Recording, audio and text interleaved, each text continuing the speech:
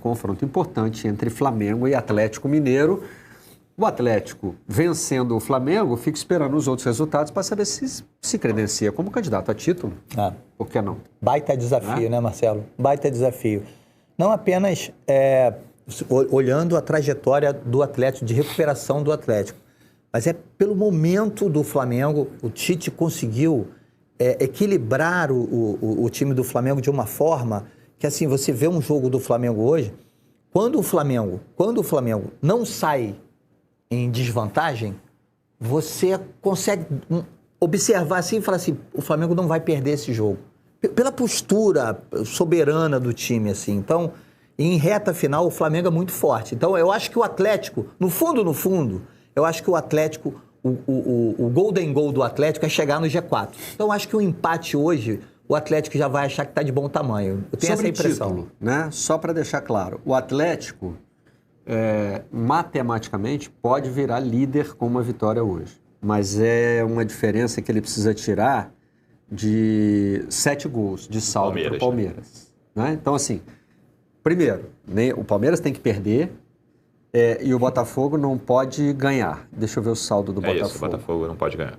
Não, e o saldo do Botafogo ainda é melhor do que o do Atlético. Também precisa tirar, né? Melhor seria o Botafogo perder. Ou seja, se você pegar as coisas improváveis que podem acontecer, essa aí é a mais improvável delas. Tem que ser uma noite mágica para o Atlético Mineiro. O Filipão nem está contando com ser líder nessa rodada, né? Ele sabe que isso não vai acontecer, mas a vitória no Maracanã bota o Atlético completamente na briga. Mas vamos trazer a Maria Cláudia Bonucci até para a gente ter essa noção de como é que está sendo visto isso em Belo Horizonte, né? Porque a gente está falando agora do treinador que teve no Atlético o pior começo da carreira dele.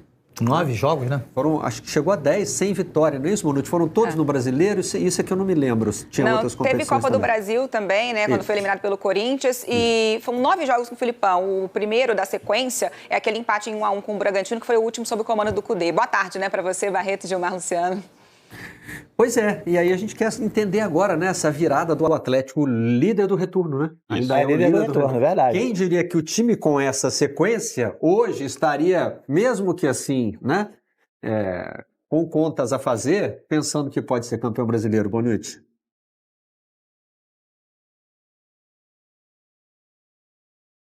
Perdemos o contato? Vamos aí, passando pelas manchetes. É outro clube que tem, outra torcida que tem para lamentar pontos desperdiçados agora, nessa reta final aí de arrancada, assim, tropeçou no América. Eu estou meio contra esse tema de lamentar os pontos desperdiçados. Sabe por quê? A minha tese é o seguinte, o líder do Campeonato Brasileiro perdeu 8 jogos. O vice-líder atual também perdeu 8. O terceiro colocado perdeu 9. Né? E o Atlético, de quem a gente está falando como potencial candidato a título, perdeu 9. No universo de 8 ou 9 derrotas, não dá para escolher uma e dizer que foi mas eu acho que nem o primeiro, nem o segundo, nem o terceiro perderam ponto para o América. Não, o Flamengo perdeu. O Flamengo empatou no Maracanã. Todo campeonato de pontos corridos, o time que não for campeão ou o time que cair vai falar aquele jogo. Mas eu aceito melhor isso naqueles campeonatos em que o campeão tem 3, 4 derrotas. Mas é natural. O Atlético, por exemplo... Você perdeu tão pouco ao longo do campeonato, aí vai, sei lá, você tem um vice-líder com 4 derrotas. Aí ele fala assim, poxa vida, se eu tivesse 3 em vez de 4. Mas são 8, 9 derrotas. Todo mundo perdeu de todo mundo nesse campeonato. Mas peraí, é verdade, você tem toda a razão. Ali é vocês dois. Mas eu estou falando aqui de um time que hoje pode ser candidato a título, a gente está tratando o Atlético como um potencial candidato a título, e que ficou 10 jogos sem ganhar, sem perder. Eu acho que ele ainda não é potencial, ele é só um candidato. Ele é só tá ali, Agora, talvez eu tenha me expressado mal. O que eu quero dizer é assim, nesse recorte de recuperação do Atlético, o Atlético vem subindo na tabela, nessa série aí, no meio dela tem um empatezinho com a América. A recuperação do Atlético foi meio doida. Não, mas porque era meio Robin Hood o Atlético, né, Bonucci? Agora ela já está retomada. O Atlético ganhava de... confrontos pesados, às vezes fora de casa, aí vinha para casa e perdia, acho que perdeu, por exemplo, do Curitiba. Perdeu para o Curitiba, perdeu para o Cruzeiro. Da MRV para o Curitiba. Perdeu pro Cruzeiro. Mas aí é o seguinte, o Cruzeiro tudo bem, é clássico, o América, e aí eu queria falar, o América é clássico em Minas, tudo tem esse contexto, mas assim, é o último colocado. Sim. Mas é um perde-ganha danado no Campeonato Brasileiro, né? A tal ponto que a própria recuperação foi acidentada, né? Não foi também uma arrancada assim só com vitórias. Aí, ó, foi esse jogo aí, ó. Agora, enquanto a gente estava retomando a comunicação com você, Bonucci, apareceram ali as manchetes dos jornais, relembrando também a questão da rivalidade, né? Essa talvez seja a maior rivalidade interestadual do Brasil e vem de longe, né? Vem lá dos anos 80, naqueles confrontos pelo Brasileiro e pela Libertadores. Pois é, acho que talvez por isso até o clima tão quente, né, para esse jogo de hoje. Existe uma expectativa muito grande da torcida do Atlético, até porque, como vocês disseram, né, se o Galo vence hoje, ele se coloca de fato na briga pelo título. Se não vence, aí volta, né, ao objetivo que é de conquistar a vaga na Libertadores. Agora, o que é engraçado nessa escalada do Atlético, né, é que no final do primeiro turno, ali o Atlético terminou no meio da tabela, o primeiro turno, falando que o objetivo seria G6. De repente, o objetivo virou G4, agora já está até podendo sonhar com o título. Até o próprio Filipão, que sempre foi muito enfático em dizer, né, que o objetivo do Atlético para esse ano é Libertadores, mudou um pouquinho o discurso, né, depois da vitória por 3-0 em cima do Grêmio. Ele disse, olha, estão nos dando a possibilidade de sonhar com algo a mais, então a gente vai buscar. E ele até brincou ali na coletiva que vai buscar mineiramente, bem devagarinho, e falou assim, eu não sou mineiro não, mas eu estou aprendendo. Teve um momento, eu estou me lembrando aqui, foi durante essa sequência ruim aí do Filipão, em que a gente começava a olhar para a tabela e falava assim, caramba, né? Será que o Atlético vai para a Libertadores em alguma instância? Assim, será que consegue chegar no G6? No G6. É verdade. É um retrato do que foi esse segundo turno do Campeonato Brasileiro. A gente tem que tirar o chapéu para os decanos, né? O Mano, de uma certa maneira, conseguiu recuperar o Corinthians, o Filipão conseguindo recuperar o Galo, o Tite, de uma certa forma, conseguindo colocar o Flamengo entre os favoritos para ganhar o título. Então, assim, esse Campeonato Brasileiro oferece mais essa pitada aí para refletir, entendeu, Marcelo? Claro, e do ponto de vista do Flamengo, né, a gente andou fazendo conta aqui para o Atlético, a do Flamengo é mais simples, né? Ganha o jogo e torce para o Palmeiras tropeçar e vira líder. O Flamengo tem que cumprir E tropeçar, gente, pelo amor de Deus, né? Essa reta final de campeonato a gente tem que tomar cuidado também com tudo, inclusive com as palavras. E parece que assim, no imaginário do torcedor, tropeçar parece que é sempre desmerecer o adversário. Eu falei, confesso, até sem ler. Bom, o Palmeiras enfrenta o América Mineiro. Dá para falar de tropeço em termos de desempenho, mas assim, não é, dizer que o Palmeiras vai tropeçar não é que vai diminuir o América, é que ele não vai conseguir o resultado que ele precisa. É porque as pessoas... Eu já tive essa discussão a nível... As pessoas acham que tropeçar é só quando você perde ponto para alguém mais fraco. Claro. E o tropeçar não é isso. Se você vem caminhando numa passada de 3 em 3... os pontos que você precisava naquele momento. Claro, se você vem caminhando de 3 em 3, opa, tu deu uma topadinha ali, não sei o quê, vai conquistar só um ou não vai conquistar nenhum, você tropeçou, não importa quem é o adversário. Não importa se é um pedrão, se é um buraquinho, se é uma pedrinha, né? E acho que o Galo entra no que a gente falou bastante nos últimos dias, da expectativa de que Palmeiras e Flamengo brigassem pelo título, e por muito tempo não foi assim, por causa do Botafogo, e chega na reta final assim. Eu acho o Atlético um dos 4 melhores elencos do Brasil e fez uma temporada muito acidentada, mas tem, por exemplo, a melhor dupla de ataque do Brasil, na minha opinião. Hulk e Paulinho estão acima das outras. Tem um meio-campo que mexe, né? Ele tem ali Edenilson, Alan Franco, Rubens ou Igor Gomes. Zarate é fixo ali, basicamente com o Otávio nessa reta final. É um time que a melhor defesa do brasileiro com alguma folga, né? 3 gols a menos sofridos que a segunda colocada, que até a do Cruzeiro, o rival. Então, é um time que tem elenco para isso e tem elenco para ganhar no Maracanã. O Flamengo está muito forte, o Flamengo tem um desfalque do Pulgar, que é importantíssimo. Mas acho o Atlético, sim, acho o jogo muito equilibrado. Como você falou, o Flamengo melhorou muito. E o grande jogo desse time do Tite era o maior desafio, que era o Palmeiras em casa. Foi a grande atuação desse Flamengo do Tite, e acho que vamos ter um grande jogo no Maracanã hoje. E a gente está mostrando aí a importância do Hulk e do Paulinho, né, para o desempenho do Atlético, e retomar o entendimento entre os dois parece que foi uma das principais mudanças, né, Bonucci, que o Filipão fez para sair dessa sequência inicial ruim para uma arrancada que leva o Atlético a líder do segundo turno.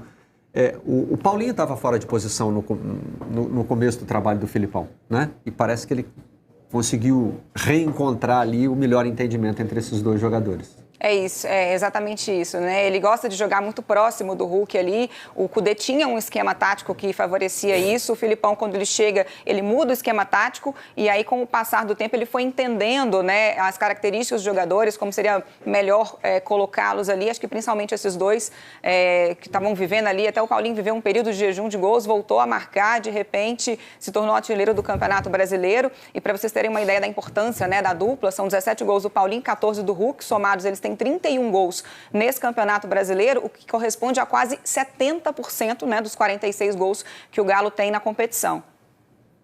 E se você fala em participação em gols, que além dos gols marcados tem também, né, a assistência, ali, os dois estão entre os 4 melhores, né, do Campeonato Brasileiro. Acima deles, né, acima de todo mundo, só o Soares, que é impressionante, né, tem 24 participações em gol, com 14 gols e 10 assistências. Aí vem Hulk, depois Tiquinho Soares, né, que esteve lá na ponta da artilharia do Campeonato Brasileiro ao longo de toda a competição, né, só agora foi ultrapassado pelo Paulinho, que está ali em 4º lugar, porque tem 17 gols e só uma assistência. Então é o que pesa aí para ele.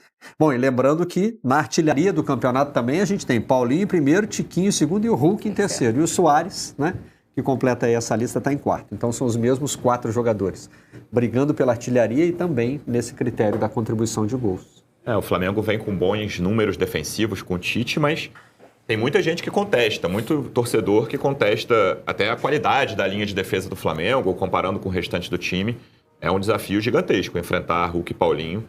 Falei aqui, para mim, é a melhor dupla de ataque do país. Vai ser o maior teste, né, da defesa do Tite. Sim, né? Que vem com grandes números, né? Existe também aí um consenso de que o Tite conseguiu ajeitar a defesa do Flamengo. O Flamengo vinha levando muitos gols e isso aí foi resolvido, ainda que você pense, precisa de um lateral direito melhor pro ano que vem, talvez mais um zagueiro, mas o aproveitamento até agora da defesa com o Tite é excelente. E é engraçado porque é o seguinte, Marcelo, num determinado momento da era pré-Tite, se você conversasse com os torcedores do Flamengo, eles diziam o seguinte: o melhor que o Flamengo tem hoje é a dupla de zaga, que era o Léo Pereira e o Fabrício Bruno. Mesmo antes da chegada do Tite, estava jogando. O problema do Flamengo era o equilíbrio no meio-campo. E o Tite chega fazendo a mesma coisa que o Dorival fez quando chegou no Flamengo. Que o Dorival encontrou como peça-chave o João Gomes, né? Botou ali, equilibrou o meio-campo do lado do Vidal,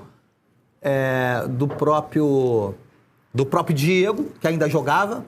Então o Dorival conseguiu um equilíbrio do time. O Gerson tinha mais liberdade. O Gerson ganhou mais liberdade, passou a ganhar mais liberdade, que ele perdeu o Bruno Henrique, né? Então ele fez ali o Gerson, Rascaeta e Gabigol, e depois o Pedro, ele encaixou o Pedro, enfim. E agora o Tite consegue esse encaixe com o Pulgar, como o Luciano falou aqui, que vai fazer falta. Quer dizer, vai fazer falta. Olha a falta que ele faz aí, ó. O aproveitamento com o Pulgar. Não, esse é o aproveitamento do Tite, né? Tite. É de 70%. O aproveitamento do Flamengo com o Pulgar passa dos 70% ao longo do campeonato. E sem o Pulgar, o aproveitamento cai para 30%. Para mim é o melhor jogador da temporada do Flamengo, mais regular. Teve um momento de Ayrton Lucas, teve um momento de Bruno Henrique, agora está no momento Arrascaeta. Mas de regularidade, para mim, o Pulgar é o melhor jogador do Flamengo em 2023. Eu acho que ele rivaliza com o Fabrício Bruno. O Fabrício Bruno também fez uma temporada espetacular esse ano. Então, eu acho assim que o segredo do Flamengo é esse encaixe no meio campo. E a outra coisa que eu vou dizer aqui, o Flamengo, esse equilíbrio do Flamengo não é só por conta da atuação, do formato ali do meio campo. É também pela presença do Everton e do Luiz Araújo, fechando os corredores laterais. O Flamengo hoje, ele se protege de forma muito eficiente. E agora está com o Bruno Henrique na direita, né? Que é a grande novidade. Que é o Bruno Henrique. Tomara o Bruno Henrique recuperar aquela passada, que o Bruno Henrique sempre fez muito bem nessa trajetória dele pelo Flamengo. Ele sempre fez muito bem. Esse jogador que tinha fôlego para voltar, para marcar, para impedir o avanço do lateral adversário, como para explorar as costas do lateral adversário. Ele não deve estar ainda no melhor da forma dele, mas, enfim, em termos de formato, independente do jogador que tem entrado, o Tite conseguiu também estancar essa sangria que o Flamengo tem. E ele faz as mudanças durante o jogo muito bem, assim, são desde o início ali, jogos contra Cruzeiro e Vasco, que o Flamengo nem jogou bem, mas ele fez mudanças, por exemplo, mudando o Gerson de lado durante o jogo. E esse jogo contra o Bragantino, ele botou o Bruno Henrique pela direita durante a partida, e aí contra o América, e hoje muito provavelmente o Bruno Henrique vai ser titular também. Pela direita, eu estava até vendo assim, as pessoas do Galo falando, cara, quem vai jogar no meio-campo pela esquerda? Porque a gente passou alguns anos pensando assim, quando alguém vai enfrentar o Flamengo, quem vai jogar pela direita para conter o Bruno Henrique, que joga pela esquerda, né? Teve o clássico já Botafogo e Flamengo, que ficaram JP e Segovinha ali da direita. Foi o jogo do Newton Santos, que o Bruno Lage entregou o cargo depois. Hoje, o Bruno Henrique pela direita, você pensa assim, eu vou colocar o Igor Gomes ou o Rubens, porque o Arana é um lateral de característica ofensiva. Então, talvez eu precise de mais um meio-campista ali por aquele lado. Se o Bruno Henrique vai jogar pela direita, eu preciso reforçar meu lado esquerdo. São times, e você pensa a mesma coisa do outro lado. Como é que eu vou conter o Hulk? Como é que eu vou conter o Paulinho? São jogadores que exigem uma preparação especial do outro lado. Não tem jeito. O Filipão pode ter dúvidas só por essa questão tática, né, Bonucci? Ele tem todo mundo à disposição, não é isso? Isso, não tem nenhum novo desfalque, né, em relação à última rodada. Segue no departamento médico só aqueles jogadores que já estavam, né, o Batalha, o Bruno Fux e também o Eduardo Vargas. Se ele quiser, ele pode repetir a escalação inicial ali contra o Grêmio, mas acho que o setor que ele pode fazer alguma mudança é realmente no meio de campo, né, o setor que ele vem mexendo de acordo com o adversário de um jogo para o outro. A defesa deve seguir com, né, o Saravia, Gemerson, Lemos e Arana. O Igor Rabelo até volta, estava cumprindo suspensão, mas não deve começar jogando. O ataque, a gente já disse, né, Hulk e Paulinho, eles são intocáveis. Contra o Grêmio, ele optou por começar com o Edenilson e Igor Gomes de titulares ali no meio de campo, ao lado do Otávio e do Zaratio, mas também podem pintar nesse setor o Alan Franco, o Rubens, jogadores também que sempre estão aparecendo por ali, até mesmo o Pedrinho. E do lado do Flamengo, parece que a opção do Tite vai ser Thiago Maia. No lugar do Pulgar. Embora o Alan esteja à disposição, liberado, né? Já talvez pudesse enfrentar o América e... Mas não acho que ele vai... A comissão técnica precisa esperar. Ele vai botar agora, Marcelo. A gente não pode esquecer que é o duelo entre os dois técnicos que dirigiram a seleção brasileira nas últimas 3 Copas, né? Olha que barato. Tem muita história nesse duelo aí. São 4 Copas entre eles, né? Que o Filipão foi o técnico e campeão mundial em 2002 também. É verdade. Então, isso aí dá um peso muito maior ao jogo, ao espetáculo. E assim, ontem eu estava conversando com um amigo e ele estava falando, olha, eu acho que o campeão sai desse duelo. Ele dizendo, o time que sair desse duelo... Abel Ferreira já anotou o comentário do teu amigo para botar no fechado. Sai muito forte. O vencedor desse confronto sai muito forte, Marcelo. Porque, embora o Flamengo tenha vencido o Palmeiras do Abel Ferreira e venceu muito bem, né? O Abel mesmo... Você percebe nas entrelinhas do Abel que ele sabe que o Palmeiras... Não é o Palmeiras, assim... né? Mas o Flamengo também não era o Flamengo. Mas o Flamengo... Ninguém assim. O Atlético esse ano não era o Atlético. Aliás, tem uma reportagem do Jornal o Globo, hoje, né? Que faz essa análise, né? No fim, prevaleceu o dinheiro. No primeiro turno era o Botafogo, e agora não tem mais ninguém. Agora... Não, mas o Botafogo era suspeito, né? O Botafogo... O Botafogo parecia que ia quebrar essa lógica, né? Ele chegou atropelando todo mundo no primeiro turno. Quando o próprio Botafogo, né, desaba no segundo turno, quem é que se apresenta para ganhar o título? Porque você teve outros candidatos, claro. Você teve Grêmio, teve Bragantino. Ninguém queria segundo lugar, né? Esses times já foram vice-líderes do Campeonato Brasileiro. Não, como você citou do Galo, todas as recuperações foram acidentadas, cara. Mesmo esses times que estão ali, Palmeiras, Flamengo e Galo, para falar desses 3 que a gente está citando, são os 4 primeiros, tirando o Botafogo que já estava ali, são recuperações acidentadas, não teve alguém que... No nosso grupo de jornalistas velhos teve uma frase muito boa do Carlos Eduardo Mansur, que eu já vou roubar para cá antes. Talvez ele já tenha dito aí, sei lá, não sei se já falou isso no Troca de Passes aqui com a gente, não, mas eu gostei dessa. Teremos falado muito mal do campeonato, do campeão brasileiro. Com certeza, seja ele qual for. Seja ele qual for, teremos em algum momento da competição. Talvez o Bragantino. Isso que eu ia falar agora. Se o Bragantino conseguir, talvez tenha sido aí o... Né? Ele tem uma liberdade poética. Durante muito tempo nesse campeonato, dissemos que o Palmeiras estava lá. E falar mal, gente, significa... O Palmeiras, quando foi eliminado da Libertadores, foi muito mal no momento que não é legal. A gente viu um momento muito ruim do Palmeiras, as reclamações do próprio Abel de que estava precisando usar muito os garotos. A minha frase é em cima disso aí. O Flamengo, né, demitindo treinadores e não conquistando títulos, né, mesmo tendo disputado muitas finais. O Atlético, uns 9, 10 jogos do Filipão sem vitória. O Grêmio também teve momentos em que a gente dizia, poxa, mas parece que é só o Soares. O Grêmio não está consegue. o Grêmio tá nesse momento agora. A gente está falando mal dele agora. A gente está falando mal dele agora. O sistema defensivo do Grêmio é um negócio pavoroso. Eu não sei como é que consegue estar lá em cima. Né, nesse segundo turno, com campanha de zona de rebaixamento, a gente está dizendo, né, tentando entender o que aconteceu com o Botafogo. Então, um desses times aí vai ser campeão brasileiro e a gente vai olhar para trás e falar, nossa senhora, teve um momento em que eu falei, né, esculhambei esse time aí, mas agora vai levantar a taça. Seja ele quem for. Bom, só para a gente fechar com a Bonucci, tem o episódio do Fala Muito envolvendo Felipão e Tite, mas eles já se cumprimentaram, já se abraçaram nesses encontros, não? Não está resolvido, não. Está resolvido, não. O clima não é de extrema leveza? Tem ali uma rusgazinha. A Bonucci pode nos falar melhor, inclusive, né? Mas eu acho que não. Eu não sei se o Felipão se pronuncia sobre isso. O Tite, acho que normalmente não. Também não, né? Não. É um comportamento que a gente vai ficar observando hoje. A gente vai ver hoje. A transmissão vai começar e a gente vai Vamos ficar descobrir de olho mais ali. tarde. Na movimentação. Faz muito tempo que não se enfrentam. Né? Exatamente. O embate entre Flamengo e Atlético Mineiro se configura como um dos momentos mais emocionantes desta fase decisiva do Brasileirão Série A. Na quarta-feira, 29, às 20 horas, no emblemático Maracanã, as duas equipes se enfrentarão pela 36ª rodada, mantendo viva a esperança de conquistar o título. O Flamengo, atualmente na segunda posição com 63 pontos, encontra-se em uma posição favorável para a disputa pelo título. Contudo, para manter essa esperança, é imperativo conquistar os 3 pontos diante do Galo e torcer por um tropeço do líder Palmeiras. A matemática é clara e qualquer deslize pode comprometer as aspirações do rubro-negro. Por sua vez, o Atlético Mineiro, ocupando a 4ª colocação com 60 pontos, ainda alimenta o sonho do título. No entanto, além de vencer seus jogos, a equipe precisa contar com resultados negativos de Palmeiras e Botafogo.